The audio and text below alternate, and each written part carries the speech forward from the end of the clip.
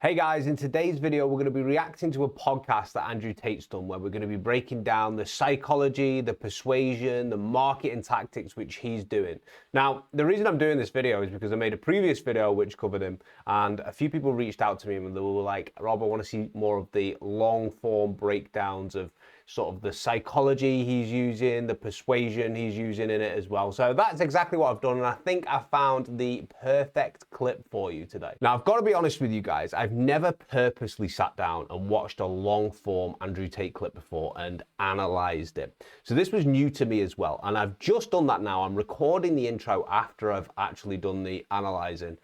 And I've got to be honest, I'm pretty shocked. And I'm shocked because I don't think I've ever seen someone who's such a high level communicator and marketer and seller at the same time. What you're going to see next is you're going to see him having this long form podcast and he's being interviewed. And as he's being interviewed, he's sprinkling in all these persuasion tactics. And it was actually pretty interesting to watch. As I've said with a lot of the gurus before, don't necessarily listen to the words they're saying, but watch their actions of what they're actually doing. And there's a lot of stuff in this video. He's also a self-proclaimed manipulator as well. As a master manipulator, I know when someone's trying to manipulate. So some of the things that you see in the video of him saying, they could be just down to parts of his personality and that's just who he is. But I would bet that a lot of it is a strategy to get as much audience as possible and to sell to you as much as possible, rather than just going on a podcast just to talk. If you guys have any gurus you want me to specifically cover, just mention them to me in the comment section and I will do my best to look into them. I hope you enjoy this breakdown. You have a little bit of a system you can share on how to make money. Any tips for someone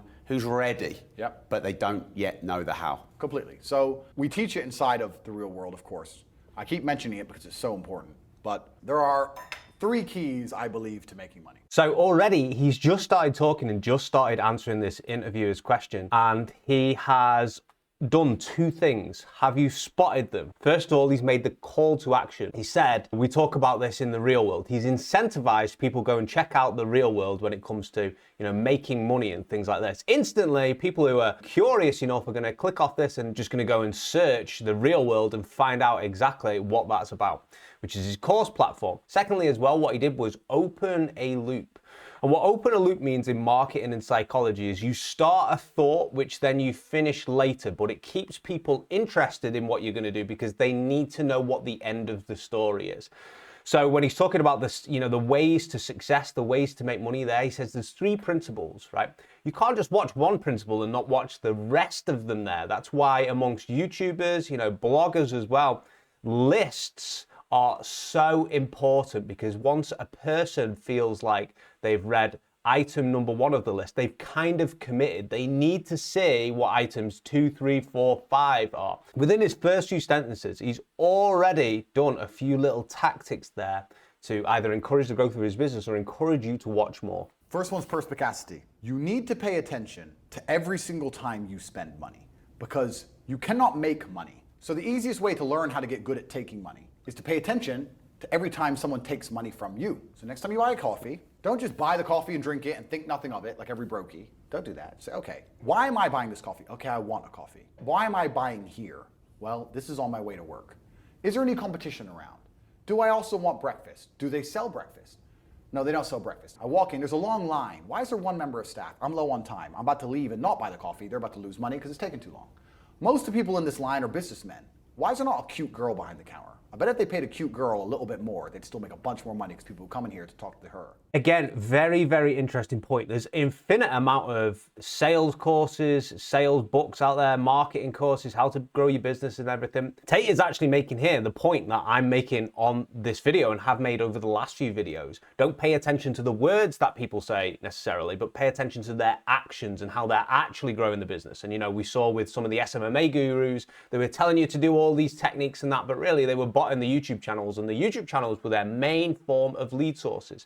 But likewise, if you just pay attention a little bit more, you can see so many business lessons in the world because it's a real live environment. There's no theory. right? You can actually just get an absolute masterclass of watching the world around you. I walk into a coffee shop, and by the time I've walked out, I already know exactly how to open up next door and outcompete them head to toe. I already have worked out how much is the rent, what are they not selling that they should be selling, what are they doing good, what are they doing bad, this chair is too hard. I agree with him again. If you read the book, The Art of War, by Sun Tzu, he has lots of different war strategies in there. And one of the strategies, which is one of the most effective strategies, is to like know thy enemy, right? You have to know yourself and know what your strengths are, but you also have to know where your enemy's weaknesses are and then attack those weaknesses. And that is a strategy of war. You read about any military operation over the years, and successful ones, they always knew their enemy very, very well. So if you're setting up a business and there are competitors in the area, you are wise to know exactly where they fall short, because then you can just do those things, right? And that is how you win long-term in strategy. And now my network is so powerful, which is the second point, network, I can send a few messages on WhatsApp and make a bank transfer. And 2 months later, there's a brand new coffee shop next door with my name on it, putting them out of business. So the first thing is you have to pay attention. What he's doing right now is he's establishing his authority. And he has just talked about his network and how powerful it is, and how in the click of fingers, he can basically set up a whole new business and outcompete those guys. And this is in the pickup world, for you guys who are familiar with mystery style and the game in that, this is called demonstrating higher value. And you demonstrate higher value by establishing your authority. And authority bias is a very, very real thing. If you look at any studies which involve people who have demonstrated their authority, the people they're speaking to are way more influenced, way more easily persuaded by them, do what they say, way more compliant and things like this. And there's a ton of things which he's done already, which has established his authority. He's established his strategical thinking, his intelligence. He's established just how powerful his network is, just how easy it is for him to make money. All these little casual bits of conversation, which I'm sure some aren't deliberate, but I'm also sure some are strategically placed, demonstrate his competence, which demonstrates his authority as well, which gets people to continue watching. This is the most important thing. These are retention techniques. If you pay attention, you'll start to learn that money is everywhere. When I was broke, I thought that the world was broke. I thought that there was no money. And then I got rich and realized that I was completely and utterly wrong. There's so much money. It's everywhere. If I go to try and buy a plane or a jet, they're always sold out. You see that again? He's talking about how he's rich. If I go to buy a plane or, a jet, again, these little authority points there where he's establishing his higher value, doing it very casually, just talking about how easy it is to get wealth. And these are very, very important triggers that influence his audience. Oh, it's a 6-year waiting list. I want a Bugatti, they launch it, the email comes to my email address, 2 minutes later, gone. There's so much money. If I want a diamond watch, or a $1 million watch, or $1 million Rolex, you can't get this stuff. Once you get to a certain echelon, you realize there's money everywhere. That whole speech there, get to a certain echelon. If I want $1 million watch or need $1 million, all these little bits, if I need a Bugatti, just demonstrating higher value. It's called authority bias, guys. It's very, very, very persuasive. He's doing it deliberately whilst still keeping the viewer hooked in. Talking about his list here. He's only on item 1 so far, and we're 3 minutes into the video. He's done all these little tiny tactics to keep you watching. You need to start paying attention. It's the first thing. Second thing is network. It's hard to make money if you don't know anybody who has money. If you sit in a room full of ice cream experts and all they talk about is ice cream, how to make ice cream, the different flavors, how to store it, how to move it, how to sell it, even by accident, if you hang around with these people long enough, when someone asks you a question about ice cream, guess what you're gonna know the answer. You're gonna say, you know what? That's because it's pistachio. And you're gonna look like a smart ass. So if you sit in a room full of people who are making a bunch of money, your network is your net worth. You're the sum of the 5 people you spend the most time with. Everybody understands this. And then they still hang around with losers because they're dummies. This is my friend Nick. He's so funny when we go drinking because he gets really drunk. Losers. I don't talk to anybody who is not winning. Everybody whose phone, every phone call I will answer, if I answer a phone call, it is from a winner. I don't talk to losers. Everyone I talk to is rich. So there's a few things he's doing here. He's positioning himself that he is a winner, right? And he's positioning himself that all he speaks to is winners, and that his circle are full of winners, and they have access to wealth. They can click their fingers and get things done. Network, the most powerful. Then he describes the viewer's situation. Most people don't take any action. They, sit around and they're still, losers. They just go out and drink on the weekend, and describing most people's lives, to be honest with you. And I imagine in a minute, I've not seen this video yet, but I imagine in a minute he's going to make some sort of other pitch to potentially, how you can network with him. Everybody. If my entire reality is full of multimillionaires making money, how am I not going to make money? And this is why network is so important, is because it's the same reason that wolves hunt in packs. If you're a lone animal, you have one set of eyes. But if you're a pack, you're watching every single angle, every single side. Perhaps I might miss something. He's talking in language here, which is very, very simple for the viewers to understand. When I first got into, marketing, sales, running a business, I thought that the more clever you appear on screen and the smarter your ideas that you say, and, the bigger words you use, the more viewers will kind of like buy into what you say. And I actually got it completely backwards. The easier you can make complicated ideas and break them down into simple fundamentals, the easier you will get a following and people will start to follow you. For instance, he just did it right then. He was talking about, the power of networks. I still think there's a pitch of a network coming up at any minute soon because he's talked about it a bit too long. So he's talking about the power of a network, and then he says, if you are a wolf, you've only got two sets of eyes, but if you're in a pack of wolves, you can see in every direction. And now that is very, very easy concept for any viewer to understand. And he's broke that down into just taking that complicated idea of making money and what a network is, and he's broke it down into animals, which everyone can understand, right? Very, very clever. I may not have noticed, but he'll notice. Now I've made a bunch of $1 million for getting a text message, right? Because I have friends who are paying attention. Authority, authority, authority. All of us are paying attention. So your network is super important. That's another thing. We'll go into this because I have something called the War Room, which is also on copywriting.com. I'll let people read for themselves. There we go. That is exactly what I was waiting for. I wasn't sure if he's actually going to do it there because he seemed to just start going away from the point, but then he made the pitch for the War Room as well. So let's go and check out the War Room and see what that is. I believe it is his networking group, but I don't know the specifics of what that really involves. And this is the War Room's website here. And straight away we've got a headline which says, "No great man in history became exceptional alone." So it's tapping on those, pain points of people who are maybe quite good in business, who are a bit isolated, who don't have that strong network. If we scroll down a little bit here, it says 99% of modern men will never experience the power of brotherhood and community. They will never experience what it's like to have other ambitions, hardworking, diligent, and dutiful men at their side. To experience being surrounded by success stories, to be among the most energetic and lucky men in the world. Inside the War Room, you will access knowledge that will spark your genius and compel you to work your hardest to keep up. There is no other place on earth with men of this caliber. So he's giving that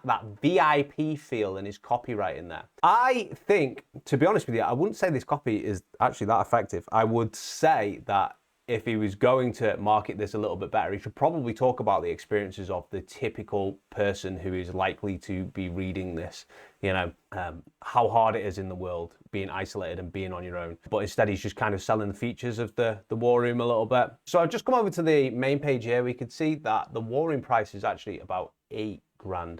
So it's cheaper than I thought it would be, to be honest with you. This also takes you to a link. I wonder if you have to pay more once you're inside. Anyway, let's go back to the video. I could tell there was a pitch coming up there because he was creating the problem there and lining up his solution, which is, obviously sales, right?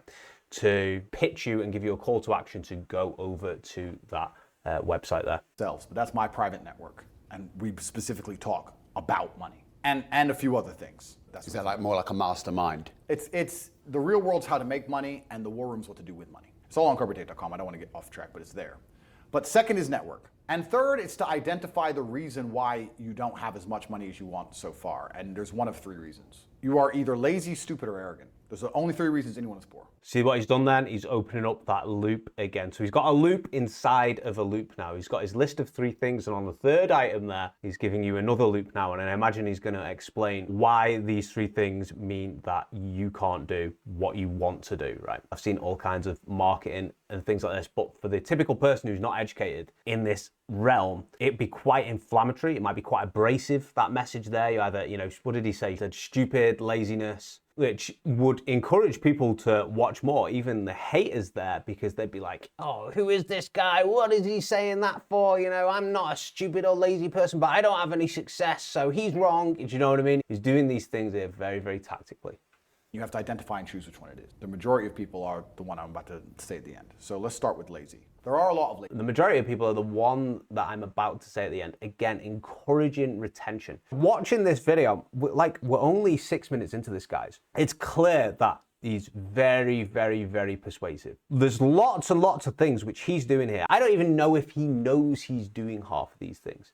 But the fact that he's speaking without a script and doing these things as well with no prompts in front of him, just on a podcast, is exactly the reason why he's become as popular as he can. Because there's a lot of things which marketers train for years who don't even know half the stuff. He has sat there without a script, without any prompt, and he is doing all these things and checking these boxes. It's quite amazing to watch a person sit there and do this without a script, without a prompt. So it's player versus player. It's like anything in the world. If you want that beautiful girl, so does everyone else. You have to win the competition. You want that car, you have to get it first. You want that money, everyone wants that money. You have to compete. You are competing against people like me. You're competing against people like the people in my network. You're competing about people who only talk about, who are extremely well connected, who know things before you know them, who have mass influence and mass power and mass resource. You're competing against me.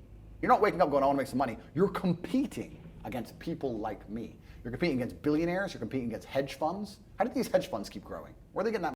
You see where he's going with this? You're competing against people like me. He's establishing himself as the top of the food chain there.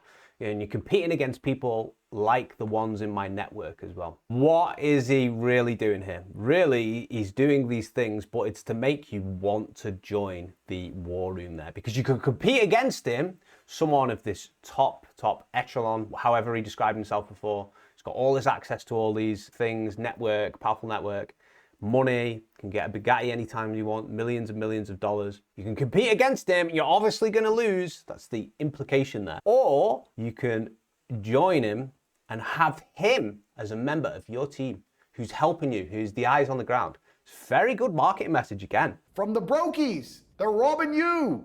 They're robbing all the poor people from the pension fund, dummy.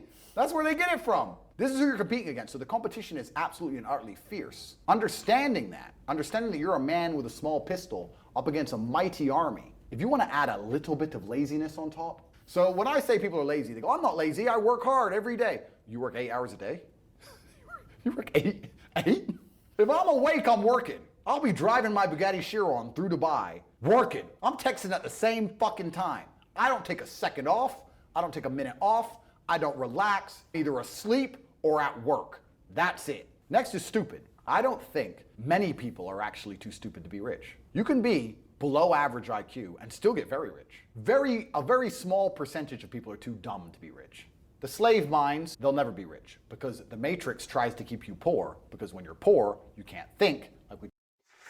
You see why he's doing it? It's, again, very, very clever. He's positioning himself as the top dog who you want to be in the network of, but he's also positioning an enemy. He's creating a common enemy.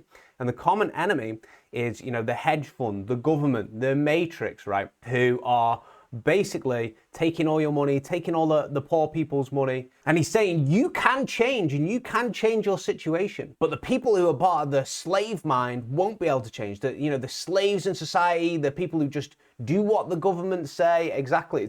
It's a highly persuasive message because he's created this common enemy. And what he's doing as well is he's alienating the group of people who aren't receptive to his message. So there's a group of people out there who will watch this video and be like, this guy's an absolute jerk. He's just trying to take your money, and will be very, very skeptical. And what he's doing is, rather than arguing against them and saying, no, I'm right, you guys should listen to me. What he does is he instead says, not only are these guys a bit stupid, but they're being controlled by the same people who we should team up against. About earlier. So everything the media tells you is designed to make you poor. They want you broke and struggling. Because if you rely on the government for food stamps, then you can't argue with the government, can you?